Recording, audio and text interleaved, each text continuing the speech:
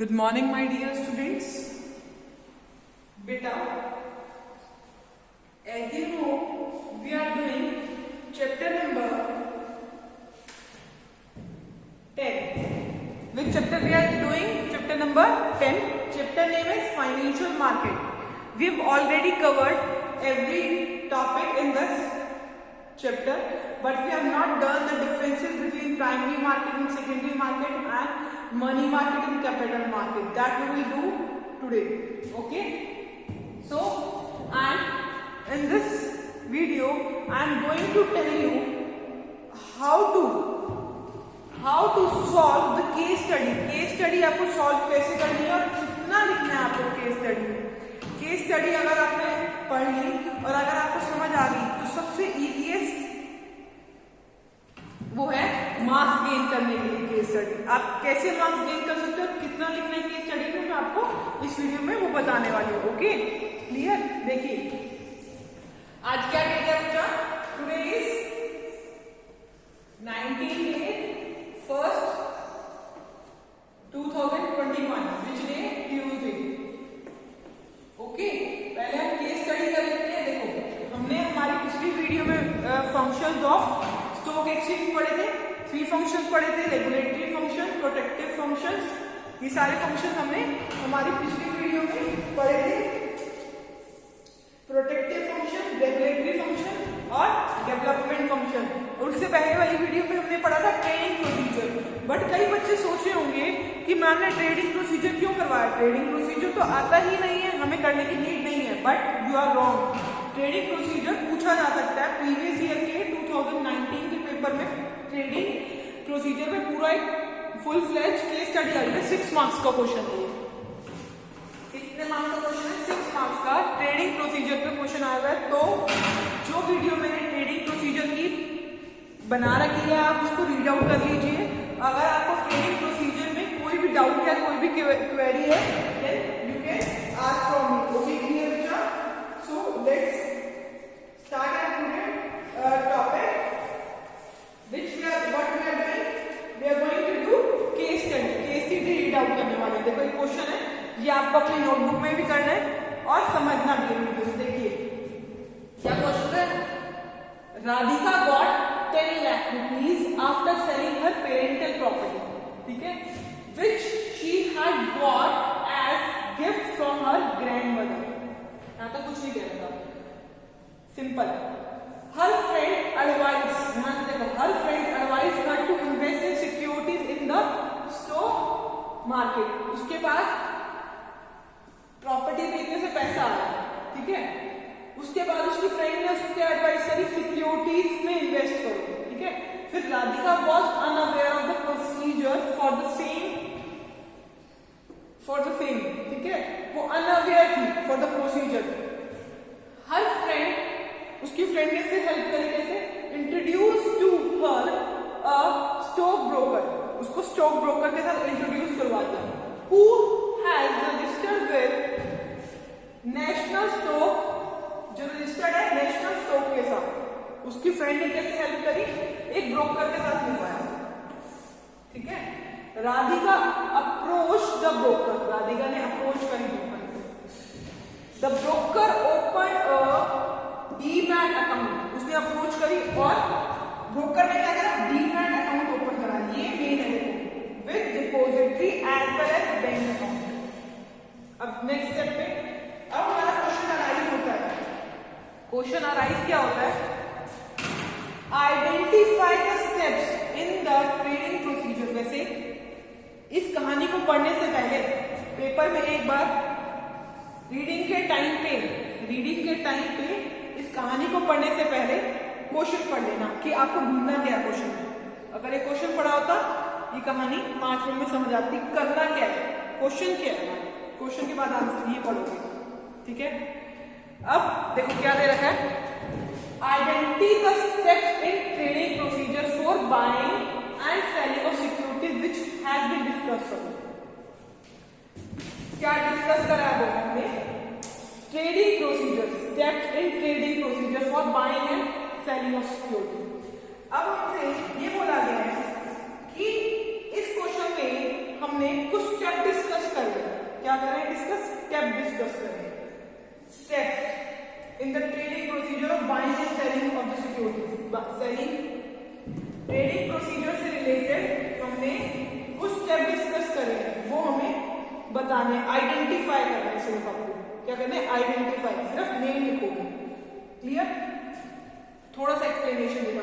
उसके बाद state the next 4 step. इसका मतलब ये हुआ 2 मार्क्स का तो ये है और 4 मार्क्स का ये है। अब देखो, state the next 4 step of trading procedure. अब आप क्या करोगे? सारा प्रोसीजर लिखने लग जाओगे, पूरा का पूरे 4 प्रोसीजर नहीं। देखो क्या होता है, नेक्स्ट 4 स्टेप में 2-2 लाइन लिखना सिर्फ। देखो कैसे करोगे, अभी मैं आपको बताता हूं। अब आपको पहले ए पार्ट का आंसर पता होना चाहिए। देखो ए पार्ट का आंसर क्या होगा? Identify the step. देखो स्टेप क्या था? फर्स्ट स्टेप याद करो, ट्रेनिंग प्रोसीजर में होता है क्या? Selection of broker. तो इसने यहां पर ब्रोकर सेलेक्ट कर दिया। क्या करा? Selection of broker. तो हमारा पहला स्टेप ए पार्ट में लिखोगे, फर्स्ट स्टेप लिखोगे सिर्फ selection of broker. Selection of broker कितना लिखा? इसके बाद थोड़ा सा एक्सप्लेन कर देना। ठीक है, एक्सप्लेन क्या करोगे? एक्सप्लेनेशन लिख सकते हो, buying and selling. Buying and selling can be through selling, इसमें लिख सकते हो। देखो ऊपर 2 बात बता दी गई है आपको। आइडेंटिफाई हम क्या कर रहे हैं? 2 स्टेप आइडेंटिफाई करते हैं, 2 स्टेप बताए गए। पहले सिलेक्शन ऑफ ब्रोकर, ब्रोकर को अप्रोच करो, सेलेक्ट कर दिया ब्रोकर को।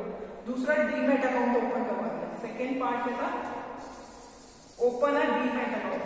ओपन अ डीमैट अकाउंट, ये तो हो गया 2 मार्क्स का। इसके बाद थोड़ा सा इस पर एक्सप्लेन कर दूं इन दोनों। ये 2 मार्क्स का वाइंड अप हो गया। Selection of broker, selection of broker में क्या लिखोगे? Selling and buying can be done through SEBI, ये लिख सकते हो सेबी। इसके बाद देखो, selection of broker is one of the first step of trading procedure. ठीक है, first work is to select the broker. Second step पे आ जाओ, this one is the second step to open a demat account. ये explain हो गया। इसके बाद आ जाओ बी पार्ट पे। बी पार्ट में 4 स्टेप्स लिखोगे। ये 2 नंबर कवर हो गया।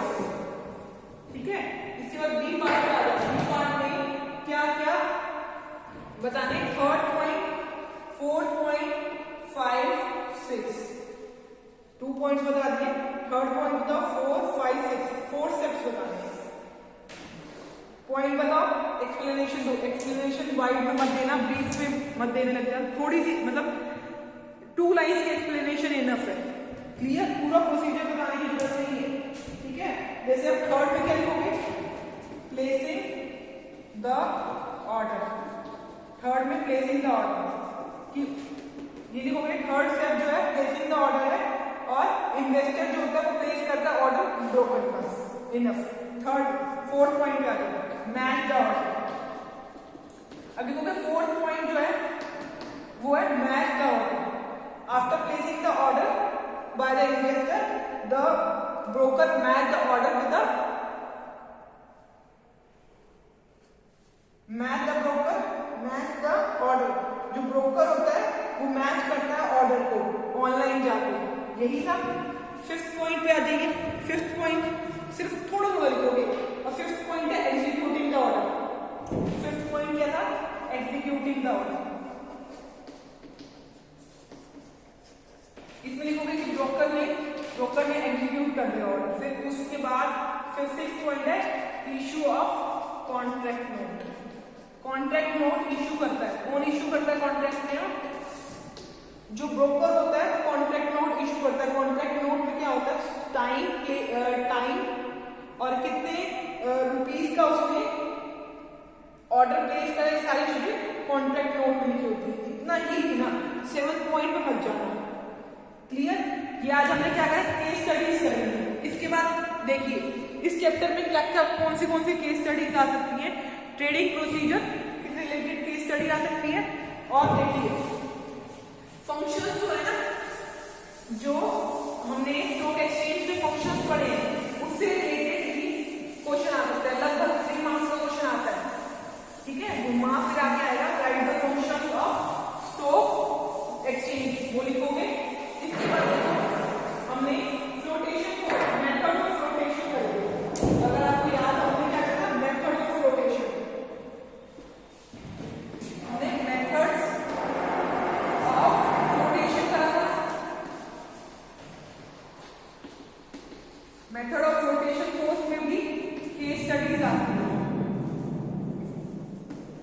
इसमें भी घुमा फिरा के आएगा। ठीक है, तो method of flotation course 5 method में करेंगे, 5 मेथड, उसके नेम और एक्सप्लेनेशन लर्न कर लेना। देखो कैसे क्वेश्चन आएगा मेथड ऑफ फ्लोटेशन कोर्स में, कोई भी जैसे कोई भी आएगा पब्लिक इशू थ्रू प्रोस्पेक्टस,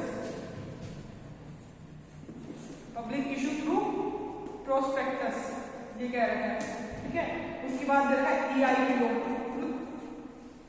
ठीक है, initial public offer, electronic initial public offer, फिर राइट इशू, मैं नेम बता रही हूँ ये बंदे को। ठीक है, cell,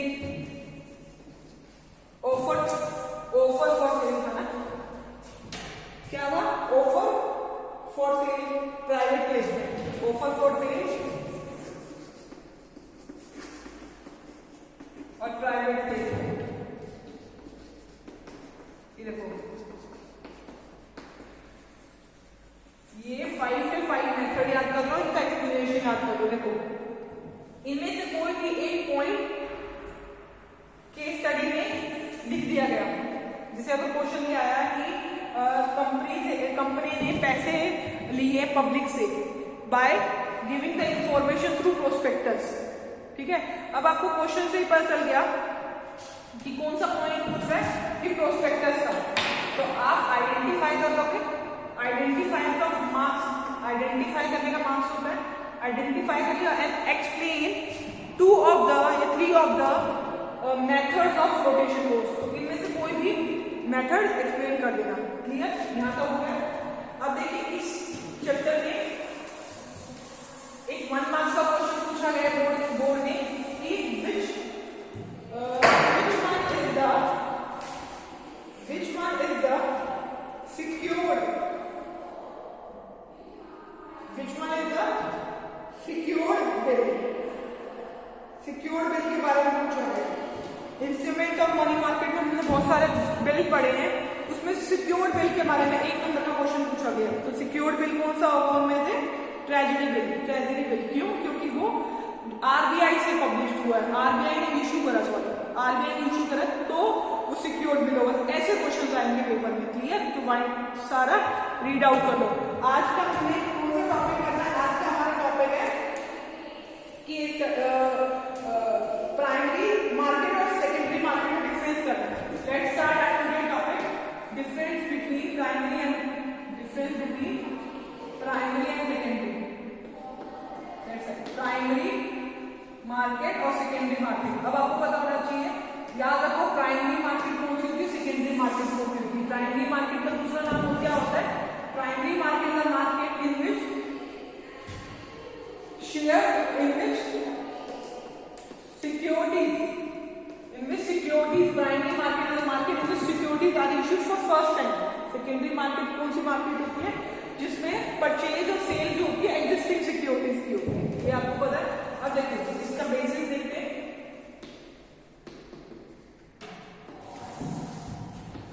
okay, let's start. First point is type of securities. First point जो है वो है टाइप्स ऑफ सिक्योरिटीज।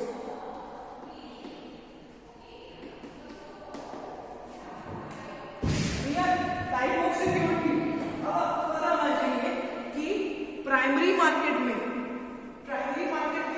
किस टाइप की सिक्योरिटीज होती है। न्यू सिक्योरिटीज होती है, आपको पता है, तो there is a sale of new securities. और इसमें कौन सी सिक्योरिटीज होती है, type of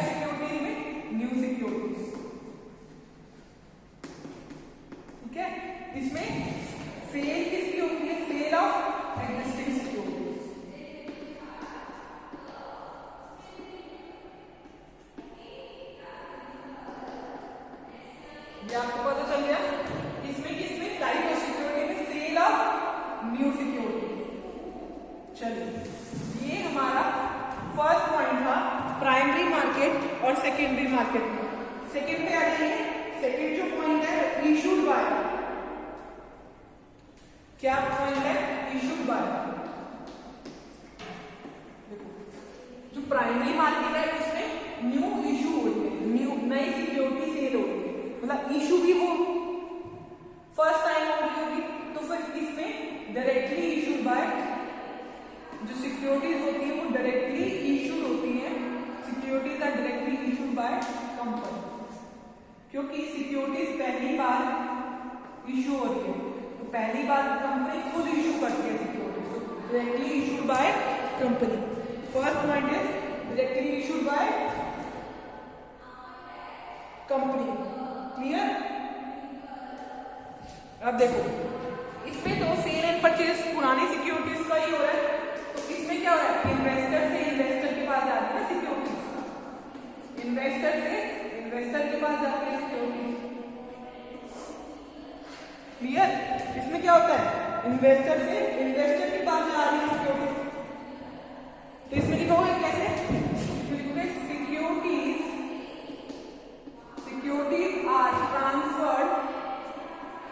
securities are transferred from या between securities are transferred between investor to investor, investor से इन्वेस्टर के पास आएगी securities.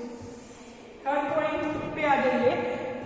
Which one is at third point? Third point is capital formation. ठीक है, कैपिटल फॉर्मेशन। कैपिटल फॉर्मेशन का मतलब क्या होगा? देखो, कैपिटल फॉर्मेशन का मतलब प्लांट एंड मशीनरी या बिल्डिंग वगैरह क्रिएट करना इकोनॉमी में। अगर प्राइमरी मार्केट है, प्राइमरी मार्केट में क्या होता है? कंपनी जो होती है वो डायरेक्टली इन्वेस्टर के पास जाती है, इन्वेस्टर के पास गई और इन्वेस्टर ने कंपनी को पैसा दिया और कंपनी ने उससे बिल्डिंग खरीदी, तो डायरेक्ट कैपिटल फॉर्मेशन हुआ कंपनी का। इसमें क्या हुआ? डायरेक्ट कैपिटल फॉर्मेशन हो जाता है कंपनी का, बट इसमें ऐसा नहीं होता। तो इसमें कैपिटल फॉर्मेशन तो होता है, वो इनडायरेक्टली होता है। कैपिटल फॉर्मेशन तो इनडायरेक्टली होता है, तो लिखोगे capital formation directly for primary market contribute directly for capital formation। लिखोगे contributes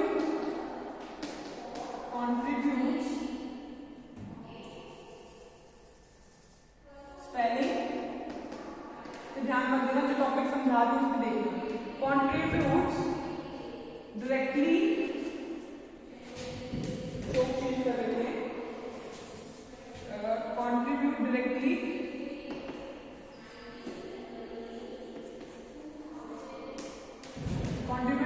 for capital formation।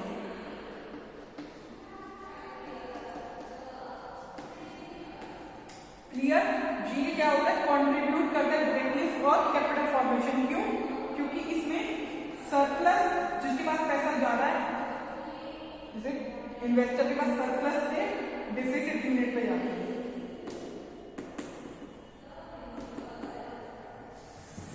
Surplus से डिफिसिट यूनिट पे जाते हैं। ओके, नेक्स्ट पॉइंट पे आ जाइए। Contribute indirectly for capital formation. इसमें लिखोगे कंट्रीब्यूट्स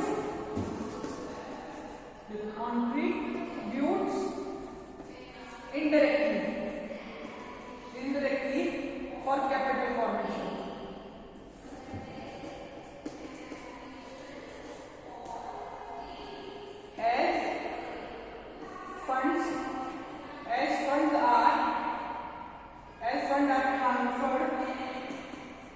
फंड जो होते हैं वो ट्रांसफर होते हैं from surplus unit to surplus unit.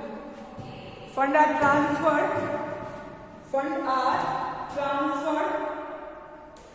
या exchange between fund are transferred या exchange between surplus unit.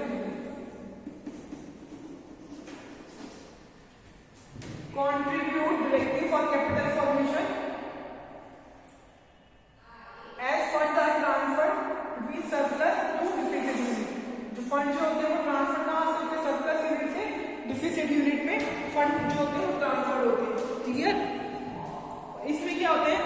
Fund जो होते हैं ट्रांसफर होते हैं बिटवीन सरप्लस यूनिट।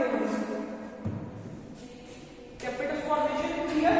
ये पॉइंट क्लियर हुआ। नेक्स्ट पॉइंट पे आइए एंट्री। प्राइमरी मार्केट में कौन कौन एंटर कर सकता है? आपको पता होना चाहिए प्राइमरी मार्केट में कौन कौन एंटर कर सकता है। तो प्राइमरी मार्केट में एंट्री में लिखोगे all companies can enter in primary market to raise capital. अब देखिए फोर्थ पॉइंट क्या है? एंट्री। प्राइमरी मार्केट में ना all company can enter, all companies can enter, all companies can enter. Entry में आएगा all companies can enter to raise fund. क्यों enter कर सकती है? To raise fund. अब देखिए सेकेंडरी मार्केट में सिर्फ लिस्टेड कंपनी ही एंटर कर सकती है। कौन सी कंपनी एंटर कर सकती है? लिस्टेड कंपनी ही एंटर कर सकती है। ठीक है। और आइए नेक्स्ट पॉइंट में। Next point which one is fifth point, which one is geographical location. Geographical location, geographical location. आपको पता होना चाहिए प्राइमरी मार्केट का क्या ज्योग्राफिकल लोकेशन है और सेकेंडरी मार्केट का क्या ज्योग्राफिकल लोकेशन है ना। देखो प्राइमरी मार्केट का कोई भी फिक्स ज्योग्राफिकल लोकेशन नहीं होता, क्योंकि प्राइमरी मार्केट कौन होती है? जैसे सारे इंस्टीट्यूशन, बैंक, फॉरेन इन्वेस्टर ही कॉन्ट्रीब्यूट करते हैं, कॉन्स्टिट्यूट करते हैं primary market. But secondary market का फिक्स ज्योग्राफिकल लोकेशन भी है, इसका फिक्स ज्योग्राफिकल लोकेशन भी है, फिक्स ज्योग्राफिकल लोकेशन भी है इसका। ठीक है। और वर्किंग आवर भी है, and fix working hour, and fix working hour, और वर्किंग आवर भी फिक्स है इसके। इसमें क्या है? No geographical location, no fix geographical location. Fix क्या ज्योग्राफिकल लोकेशन है ही नहीं, नो ज्योग्राफिकल लोकेशन। इसका ज्योग्राफिकल लोकेशन क्यों नहीं है प्राइमरी मार्केट का? क्योंकि institution, all institution, bank, organisation होते हैं, वो ही कंस्टिट्यूट करते हैं प्राइमरी मार्केट। ठीक है। कोई भी फिक्स ज्योग्राफिकल लोकेशन नहीं है इसका। Okay. All the institution, bank and foreign investor constitute the primary market. Next पे आ रही है 6 पॉइंट पे प्राइस।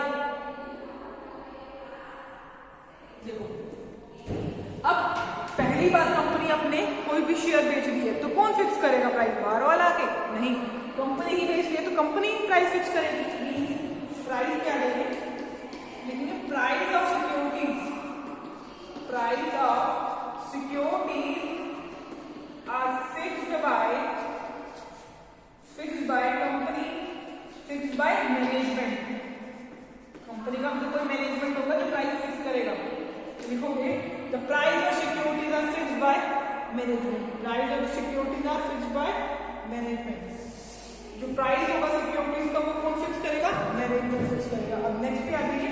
देखो यहाँ प्राइस कौन फिक्स करता है? अब मैंने ए, बी, सी सारे इन्वेस्टर्स एक दूसरे को बेच रहे हैं, तो ये प्राइस कैसे फिक्स हुआ? डिमांड और सप्लाई की वजह से, डिमांड और सप्लाई की वजह से ही प्राइस फिक्स हुआ। प्राइस जो है किसकी वजह से फिक्स हुआ? Demand and supply.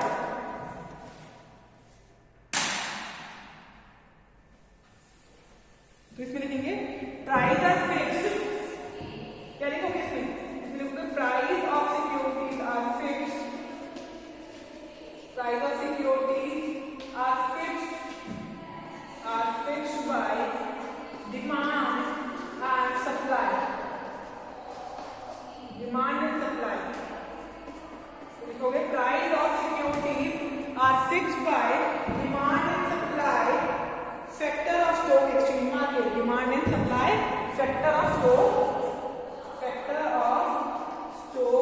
market। ये हमने क्या करा है, difference between primary market and secondary market कराया है। Clear, difference between primary market और सेकेंडरी मार्केट कराया, जिसमें हमने 6 पॉइंट पढ़े हैं और वो बहुत इजी पॉइंट है, वो आपको क्लियर भी हो गए होंगे। ठीक है, फर्स्ट पॉइंट क्या पढ़ा है हमने, फर्स्ट पॉइंट जो हमने पढ़ा है वो है types of securities. First point क्या पढ़ा हमने, टाइप ऑफ सिक्योरिटीज। इसमें कौन सी टाइप की सिक्योरिटीज होती है, देखो इसमें न्यू सिक्योरिटीज होती है। न्यू सिक्योरिटीज में क्या आएगा, there is the sale of new securities. और साइड वाले में सेकेंडरी मार्केट में it is the market for existing second hand securities. Existing second hand securities, existing securities को बोलेंगे सेकेंड हैंड सिक्योरिटीज होगी ना, इसमें सेकेंड हैंड वर्ड यूज करते हैं, sale of existing second hand securities. ठीक है, नेक्स्ट पॉइंट इशूड बाय, कौन इशू करता है, issued by company, directly issued by company. उसमें क्या आएगा, transfer between investor only, capital formation. Next point is capital formation, primary market contribute directly for capital formation. कैसे, as fund are transferred from surplus unit to deficit unit। जो fund जो होते हैं वो transfer होते हैं सरप्लस यूनिट से deficit unit के पास। Secondary market contribute indirectly for capital formation as fund are exchanged between surplus units।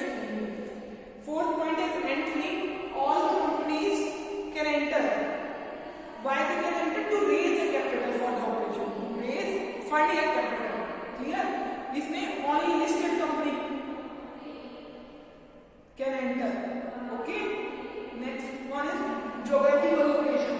There is no geographical location in primary market, but for secondary market there is a fixed geographical location of working hour and working hour. Price of securities are fixed by management of the company. In this price of securities are fixed by demand and supply factor of the stock exchange market. Clear, okay. इसके बाद जो हमारा एक topic है difference between capital market और primary market. Capital market और money market वो हम हमारे नेक्स्ट वीडियो में करेंगे, और इस चैप्टर से रिलेटेड जो भी केस स्टडी होगी मैं आपके सामने लेके आऊंगी वो अगली नेक्स्ट वीडियो में। क्लियर, अगर आपको कोई भी डाउट हो then you can ask from me। Okay, जब तक आप अपने बुक से ट्रेडिंग प्रोसीजर पढ़ लीजिए, क्योंकि ये इंपॉर्टेंट टॉपिक है और इससे रिलेटेड केस स्टडीज भी आ सकती हैं। और सेबी का जो फंक्शन है वो भी इंपॉर्टेंट है, और प्राइमरी मार्केट में मेथड ऑफ फ्लोटेशन को से भी केस स्टडी आ सकती है। क्लियर, इससे पहले हमने पढ़ा था मनी मार्केट। क्या पढ़ा था हमने, मनी मार्केट। मनी मार्केट के जो इंस्ट्रूमेंट्स है वो भी रीड आउट कर लीजिए। ओके, क्योंकि इन इंस्ट्रूमेंट से 1 मार्क्स के क्वेश्चन आते हैं या 3 मार्क्स के क्वेश्चन आएगा। Clear, okay.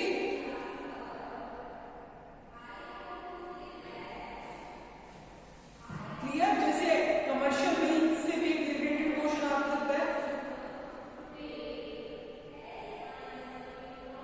Which bill help for credit buying and selling? Credit buying and selling कौन से बिल से रिलेटेड है, कमर्शियल बिल से रिलेटेड है। ठीक है, ये सारे टॉपिक रीड आउट कर लीजिए।